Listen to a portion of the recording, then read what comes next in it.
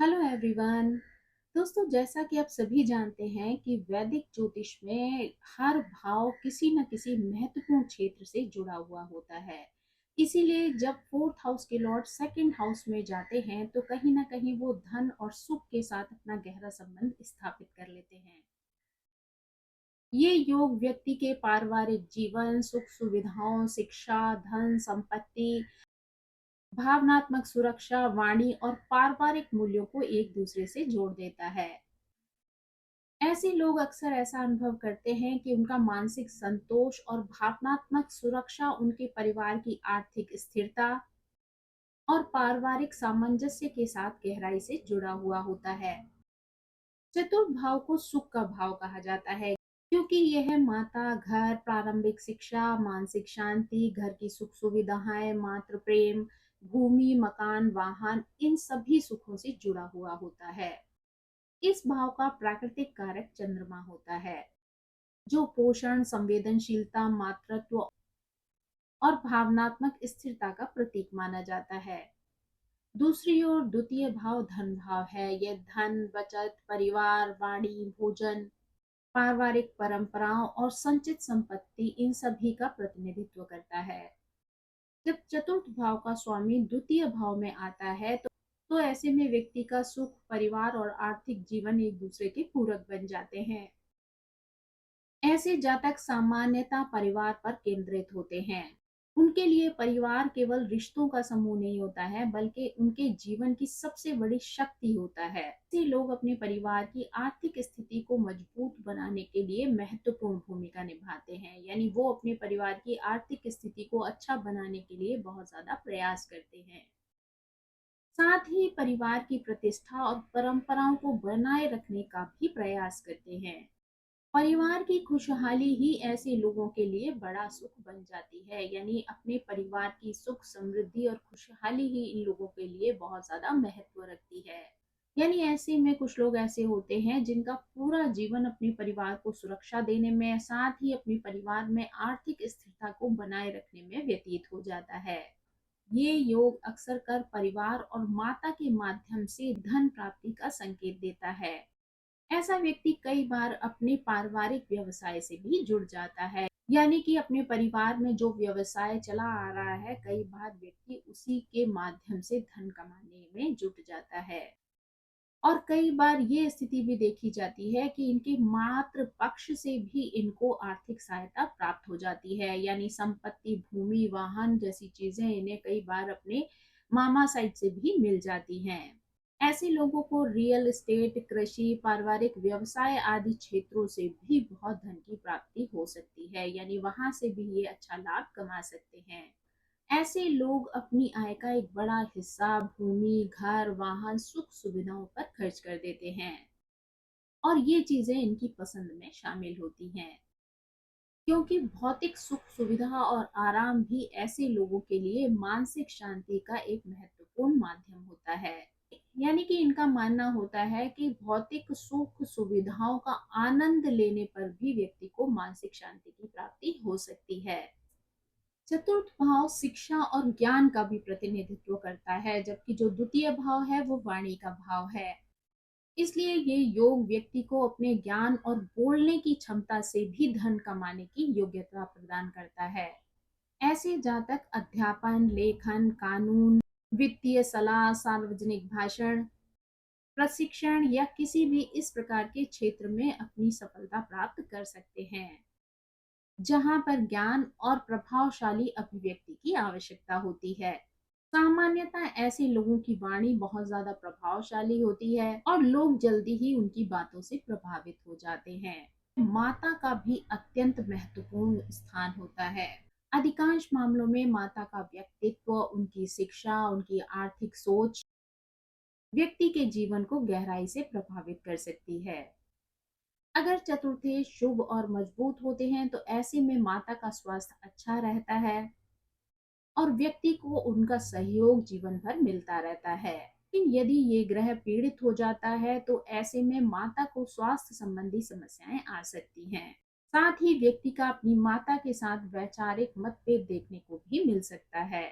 लेकिन फिर भी कहा जाए तो माता का प्रभाव इस व्यक्ति के जीवन पर कहीं ना कहीं किसी न किसी रूप में बना रहता है। चतुर्थेश का द्वितीय भाव में होना व्यक्ति को संपत्ति सुख सुविधाओं की ओर भी आकर्षित करता है। ऐसे लोग अक्सर कर जीवन में घर भूमि वाहन अन्य स्थायी संपत्तियों को अर्जित करने में जुटे रहते हैं। ऐसे में कई बार रियल एस्टेट भी ऐसे लोगों के लिए आय का प्रमुख साधन बन जाता है। यहाँ पर उनका उद्देश्य केवल धन कमाना नहीं होता है, बल्कि ऐसा सुरक्षित और आरामदायक जीवन बनाना होता है जहाँ पर उनका पूरा परिवार सुख सुविधाओं के साथ एक अच्छा जीवन यापन कर सके। अब अगर हम इन्हें ग्रहों के अनुसार समझने का प्रयास करें तो अलग अलग लग्न के अनुसार अलग अलग व्यक्ति को अलग अलग रिजल्ट देखने को मिलता है। यानी व्यक्ति के जीवन में फोर्थ हाउस के जो लॉर्ड बनते हैं वो किस तरीके से सेकंड हाउस में जाकर व्यक्ति के जीवन को प्रभावित करते हैं, ये स्थिति हमें यहाँ पर देखने को मिल सकती है। अगर हम सबसे पहले सूर्य ग्रह के बारे में बात करें तो यहाँ पर वृषभ लग्न की कुंडली होती है। वृषभ लग्न की कुंडली में सूर्य फोर्थ हाउस के लॉर्ड बनते हैं। सूर्य यहाँ पर द्वितीय भाव में मिथुन राशि में बैठते हैं।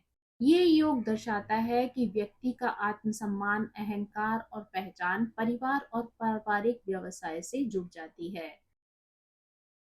ऐसे व्यक्ति को अपने परिवार और प्रतिष्ठा पर बहुत ज्यादा गर्व होता है तथा वो अपने परिवार की आर्थिक उन्नति में भी महत्वपूर्ण भूमिका निभाना चाहता है।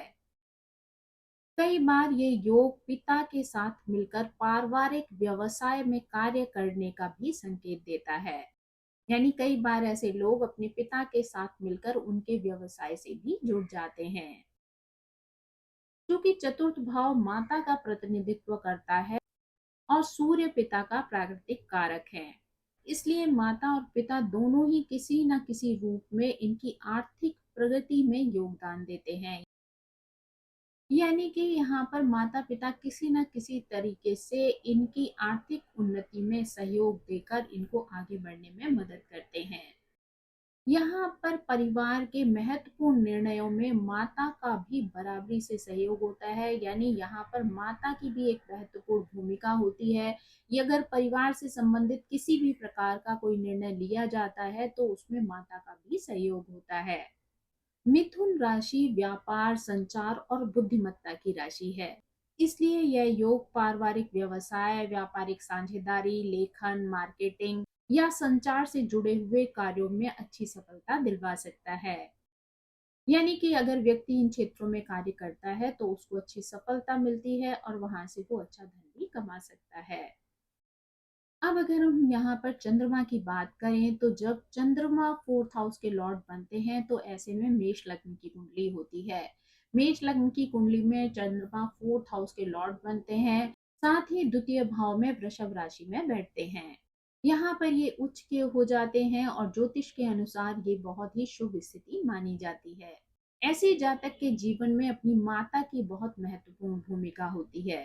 माता के साथ बहुत गहरा भावनात्मक लगाव होता है और वही परिवार की मुख्य आधारशिला भी होती है। यानी परिवार को चलाने की एक अच्छी जिम्मेदारी उनकी माता के पास होती है और वो अपनी बुद्धिमत्ता से उस परिवार को अच्छी प्रकार से चलाती हैं। साथ ही इस जातक को उनका पूर्ण सहयोग भी प्राप्त होता है।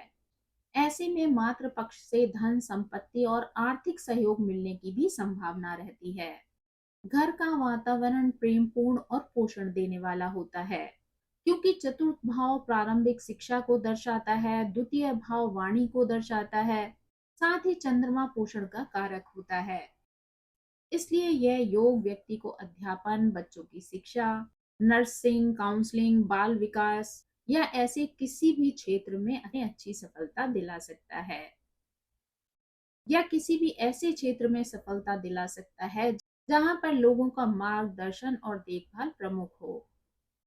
अब अगर हम मंगल ग्रह के बारे में बात करें तो यहाँ पर मंगल ग्रह दो राशियों से कनेक्टेड रहता है, यानी कि मेष राशि से और वृश्चिक राशि से। इसलिए अलग अलग फल को समझने के लिए अलग अलग लग्न को समझना जरूरी है।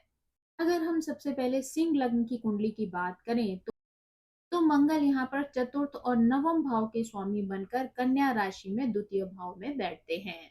यहाँ पर मंगल अपनी शत्रु राशि में है, इसलिए माता के जीवन में कई तरीके के उतार चढ़ाव या अचानक होने वाले परिवर्तन देखने को मिल सकते हैं।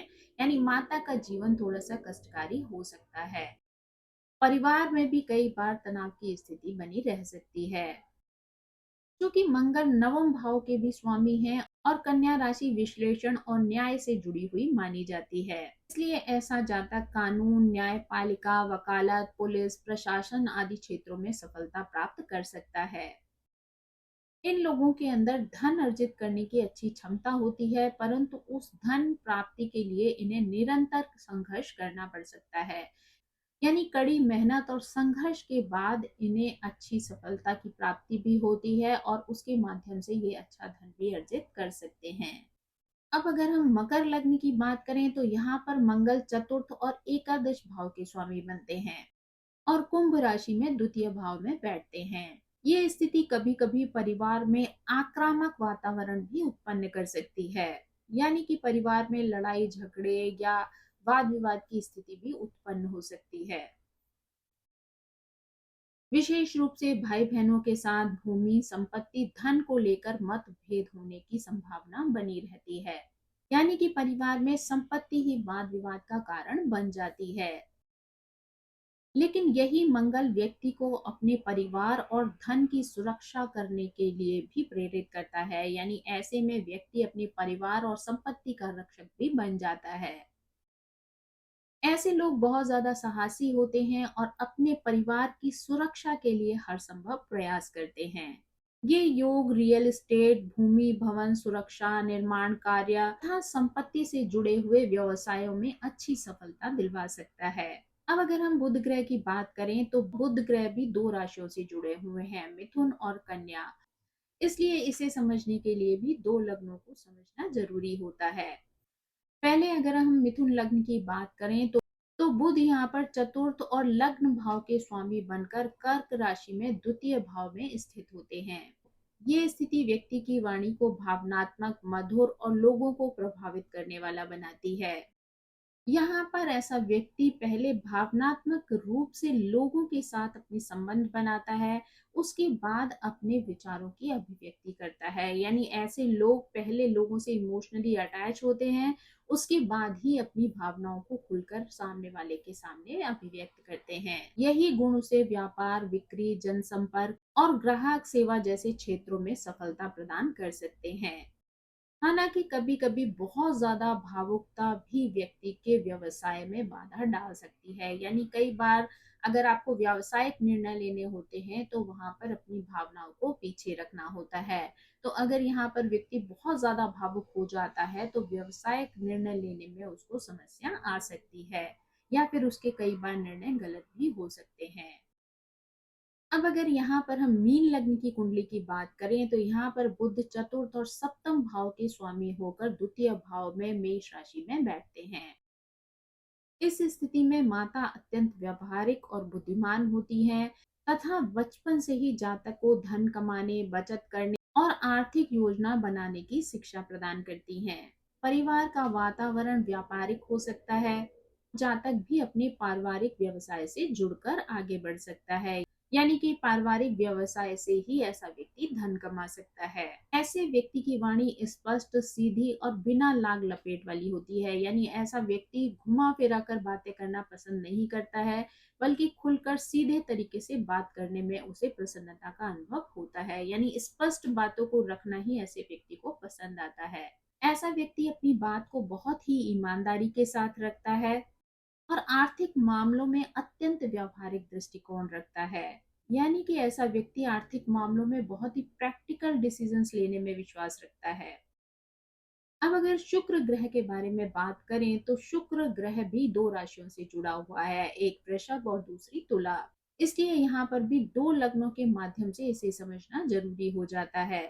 इसमें अगर हम सबसे पहले कर्क लग्न की कुंडली की बात करें तो यहाँ पर शुक्र चतुर्थ और एकादश भाव के स्वामी होकर सिंह राशि में द्वितीय भाव में स्थित होते हैं। ये योग व्यक्ति को उच्च जीवन शैली अपनाने की इच्छा देता है और जीवन साथी को भी श्रेष्ठ वस्तुएं और विलासितापूर्ण जीवन प्रभावित कर सकता है। यानी कि आपके पार्टनर को भी एक लग्जरी लाइफस्टाइल पसंद आ सकता है।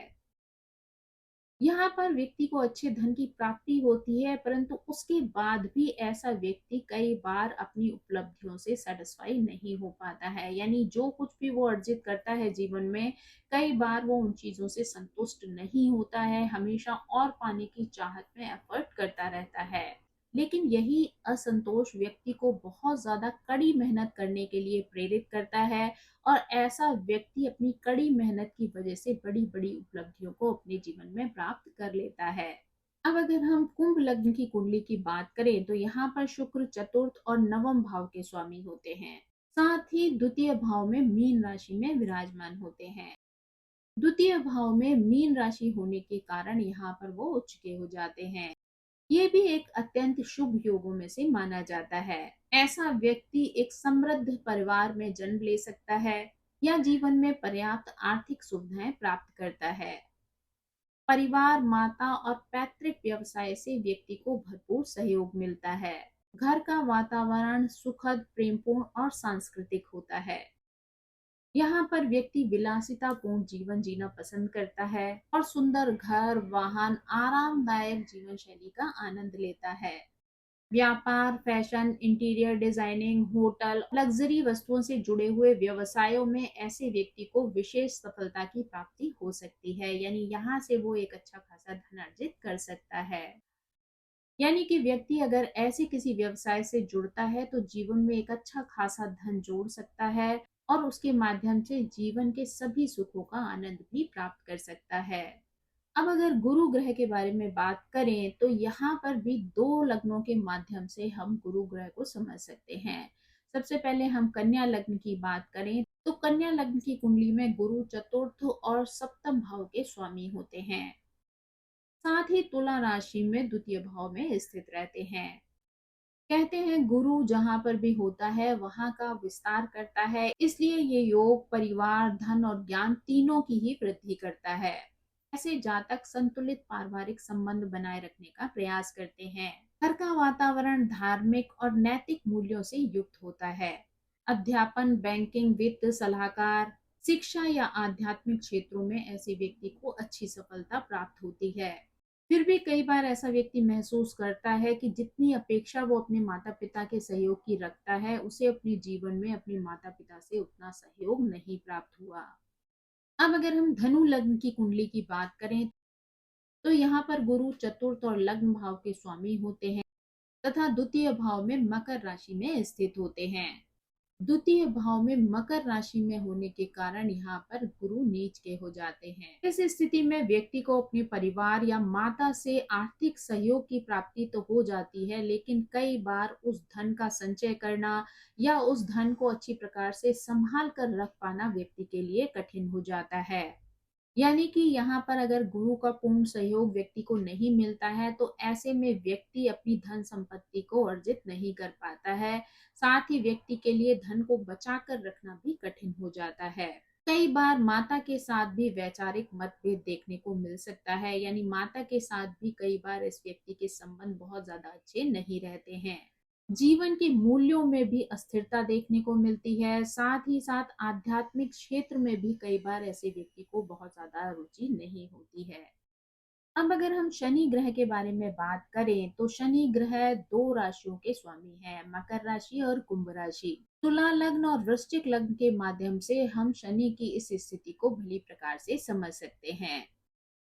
अगर हम तुला लग्न की बात करें तो यहाँ पर चतुर्थ भाव में मकर राशि आती है जिसके स्वामी शनि होते हैं। ऐसी स्थिति में शनि द्वितीय भाव में वृश्चिक राशि में विराजमान होते हैं। ये योग व्यक्ति को विशेष रूप से दो भागों में बांट देता है। यानी कि प्रारंभिक जीवन, विशेषकर जो 30 वर्ष तक की आयु है, ऐसे में व्यक्ति को आर्थिक संकटों का सामना करना पड़ सकता है। व्यक्ति के जीवन में धन की कमी रह सकती है, साथ ही बचत न कर पाने की स्थिति भी बन जाती है। कई बार कड़ी मेहनत करने के बाद ऐसा व्यक्ति धन तो अर्जित करता है, लेकिन किसी न किसी रीजन से वो धन खर्च हो जाता है। यानी कि व्यक्ति के जीवन में कई बार इस तरीके के आकस्मिक खर्चे आ जाते हैं जिसकी वजह से वो धन को संचित करने में सक्षम नहीं होता है। यानी वो कितनी भी कोशिश करे धन को जोड़ने की, लेकिन कोई ना कोई ऐसी स्थिति आकर खड़ी हो जाती है जिसकी वजह से वो भली प्रकार से धन को जोड़ नहीं पाता है और उसका अर्जित किया हुआ धन उन चीजों में खर्च हो जाता है। कई बार देखा जाता है कि ऐसे लोगों का पारिवारिक वातावरण भी संतोषजनक नहीं होता है, वहां पर भी तनावपूर्ण स्थिति बनी रहती है और व्यक्ति स्वयं को भावनात्मक रूप से अपने परिवार से अलग थलग सा महसूस करता है। वृश्चिक राशि की गहराई और रहस्यपूर्ण स्वभाव के कारण व्यक्ति धन और परिवार से जुड़े हुए मामलों में भीतर ही भीतर बहुत ज्यादा चिंता करता है, लेकिन कभी भी अपनी भावनाओं को खुलकर दूसरों के सामने अभिव्यक्त नहीं कर पाता। समय के साथ साथ शनि व्यक्ति को धैर्य, अनुशासन और धन का वास्तविक महत्व सिखा देते हैं। लगभग 30 वर्ष की आयु के बाद ही उसकी आर्थिक स्थिति धीरे धीरे सुधरना आरंभ होती है। व्यक्ति बचत करना सीखता है और धीरे धीरे अपनी संपत्ति बनाता है और परिवार से जुड़ी हुई जिम्मेदारियों को भी बहुत गंभीरता से निभाता है।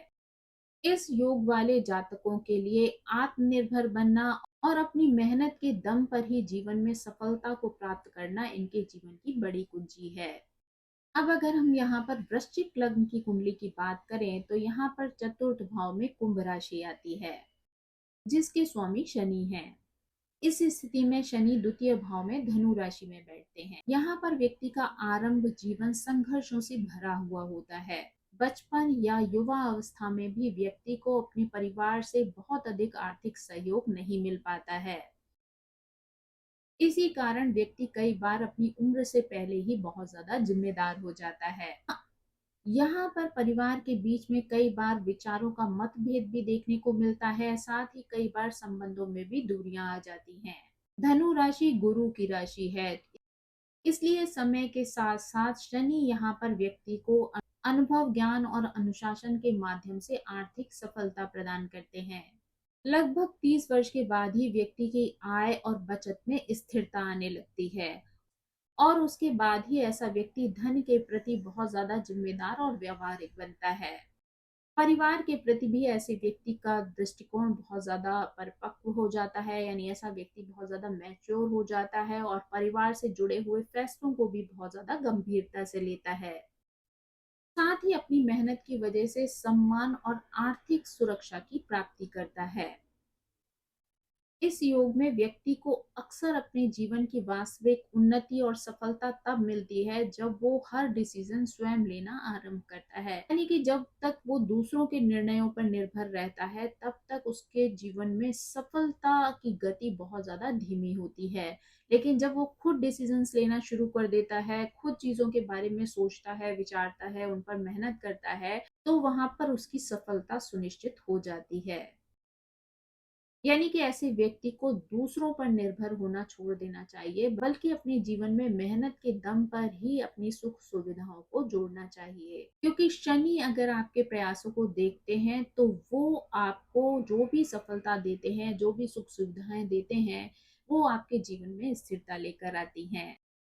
यानी शनि की दोनों लग्न आपको सिखाती हैं कि जीवन में जो भी धन या स्थिरता की प्राप्ति करते हैं वो सिर्फ एक दिन का प्रयास नहीं होता है, बल्कि आपकी निरंतर किए जाने वाली मेहनत होती है। अगर आप जीवन में निरंतर प्रयास करते रहते हैं तो आप अपने सपनों को अवश्य ही पूरा भी कर लेते हैं और उनसे अपने जीवन और अपने परिवार के लिए आर्थिक सुरक्षा की प्राप्ति भी करते हैं। दोस्तों, ये थी जानकारी। जब फोर्थ हाउस के लॉर्ड सेकंड हाउस में जाते हैं तो किस तरीके से व्यक्ति के जीवन को प्रभावित कर सकते हैं और व्यक्ति अपने जीवन में किस तरीके से धन और सुख सुविधाओं को जोड़ सकता है। दोस्तों, आई होप आपको ये जानकारी पसंद आई होगी। मेरी आप सभी से रिक्वेस्ट है कि प्लीज मेरे चैनल को सब्सक्राइब करें, लाइक करें, शेयर करें और कमेंट करके इसी तरह मुझे प्रेरित करते रहें। So thank you so much. Bye bye.